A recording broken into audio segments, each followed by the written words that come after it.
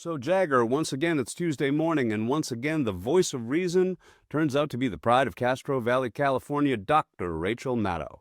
And her Monday night reporting, well, as always, it's the stuff we're so happy to share with you today. Last night, Rachel laid out the state of Trump's emerging police state, and as only she can, cuts to the heart of the soul of the problem. Your problem, my problem. Well, here's Rachel's great take on both the problem and the solution. So what is the most important story in our news right now, in our country, in this moment in American history? I mean, there is clearly, I think if we're being honest, we sort of stop beating around the bush about it. There's really no question what the United States is up against right now. I mean, the intentions of this president are not a mystery. There's no suspense. There's no ambiguity, right? We know exactly who he is. We know exactly what he wants to do to the country, right? No question, no mystery. It's as plain as day. The real question we are contending with, the real black box, the real drama, the story that really does need to be dug up and explained and told in our country because it is as yet undecided. The real mystery is not him. We know him. We know what he wants and what he's trying to do. The real mystery is, will he succeed? Will he get what he wants? And the answer to that will not be found by looking at him or by watching his actions. The answer to that question will come from the people of this country. The most important story of our time is this one. What is this country going to allow him to do? This is an attempted authoritarian overthrow of the United States Constitution and the U.S. government, the attempted imposition of a dictatorial regime. That is clear. That is unambiguous. I think it is unquestioned. I think there are very few people on any side of American politics who would contend with that. The question is whether it will work. And the way we will find out whether or not it's going to work is not going to be something that happens in the White House. It's going to be something that happens in the streets and in the courts and in the states and in Congress and in every other place that people are trying to say no. The strength of the movement against him is what will determine our fate as a country. And what we are seeing over and over again in what I believe is the most important story in the country, what we are seeing over and over again is that protesting against him works. That he wants to seem strong, but he is not that strong. Organizing against him works. Fighting him in court works. Pushing back works. Protesting in the streets works. And so Marcelo is free in Milford, Massachusetts, and Carol is free in Missouri, and the 4-year-old girl in Bakersfield, California is free and alive. And in Albuquerque, the movement to keep Antonio here means that Antonio is still here. And none of these things are instant, right? And they don't always work. But pushback is the only thing that ever does work.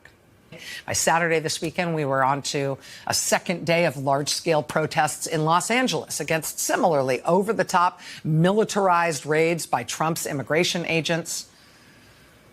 I mean, it started in Los Angeles this weekend, Friday and Saturday. By Sunday, there were solidarity rallies in Bakersfield, California, and in Houston, and a big one in Phoenix and in San Antonio, and again in San Diego, a big one in San Francisco where dozens of people were arrested. People in Pasadena protested outside the hotel where they learned ICE officers were staying during these immigration raids in Los Angeles. I mean, as of Saturday night, Trump had started fulminating against the protests in Los Angeles. He had announced that he would federalize the National Guard. It's the first time a president has done that against the wishes of a state's governor in 60 years. And when it was done 60 years ago, it was to protect civil rights protesters, not to threaten protesters with military force. But, you know, Trump panicking like that, the response of the American people to it has been exactly what you'd think. I mean, bigger protests than ever in Los Angeles, the solidarity protests that I just listed all day Sunday in all those cities all across the country.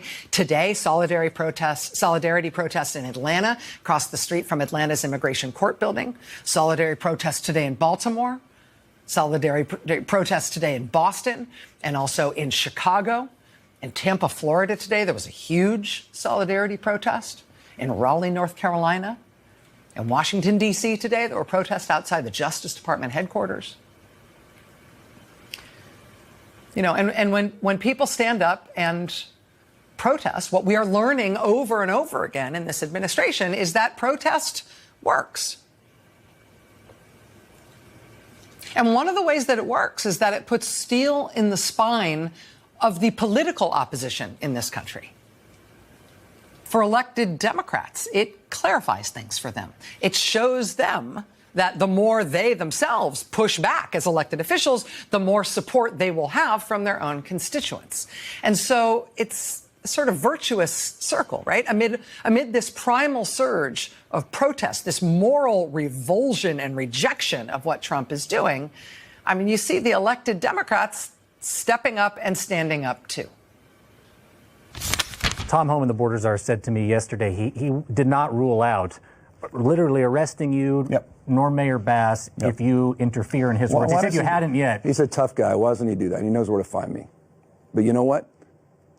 Lay your hands off 4-year-old girls that are trying to get educated. Lay your hands off these poor people. They're just trying to live their lives, man. Trying to live their lives, paying their taxes. Been here 10 years. The fear, the horror. The hell is this guy? Come after me, arrest me. Let's just get it over with. Tough guy. You know, I don't give a damn. What are you going to do? You going to shoot some kid who's afraid of you and run? You going to shoot an elected official? If you shoot me, you better shoot straight. I don't know why you're in my city. You did. The governor was not contacted. This is Trump and his outrageous attempt to not only target our sanctuary city, but to frighten us and intimidate us. This is wrong, and I hope that none of you will use those guns to shoot anybody. There's no reason to shoot anybody. Don't allow them to make your service in a service where you're killing people. Don't do it. Defy them. Don't shoot those guns for anything. Don't shoot those guns for anything. I mean, did you see what happened this past week in Minneapolis? This ridiculous military dress-up pageant that they put on in the streets of Minneapolis a few days ago? I mean, this is not the National Guard. This is agents from various federal agencies. Seems like there's a lot of them from HSI, which is the inexplicable, not at all trained for this force inside the Department of Homeland Security that they keep deploying like this in these embarrassing Banana Republic, shambolic shows of disorganized force. I mean, what are you doing here in Minneapolis? When Trump issued his order to federalize the National Guard over the objections of California's governor this weekend, that order was not specific to Los Angeles. It was not specific to California. That order that he issued is something that he could use to send National Guard troops anywhere, or even active duty forces. Now he's sending 700 Marines, supposedly, from the Marine Corps base at 29 Palms. And that is a portrait of weakness.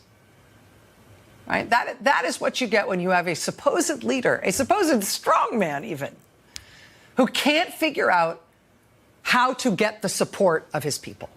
And he knows it.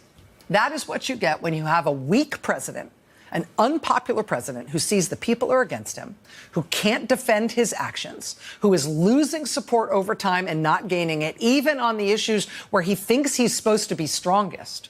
This is a president who has no other ideas and no skills to get him out of this political pickle that he is in. You know, it also dawns on me, keep in mind the conflict that our uniformed men and women must be dealing with internally right now, loyalty to the oath or obeyance of the order.